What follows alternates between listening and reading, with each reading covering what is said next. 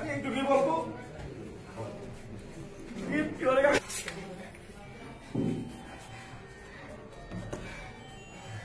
আমি যেখানে থাকি সেখানে অনেক মায়ের আমি খাইছি, বিএনপি করতে হয়েছি,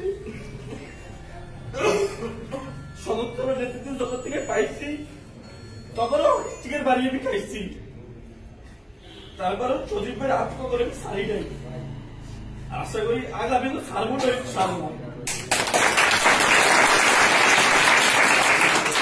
সজীব ভাই সে ব্যক্তিগত কেমন আমরা 9টা ওয়ার্ডে যারা ঘনিষ্ঠ আছি তারা ছাড়া হয়তো আমার কর্মীকে তারা ওইভাবে চিনবে না।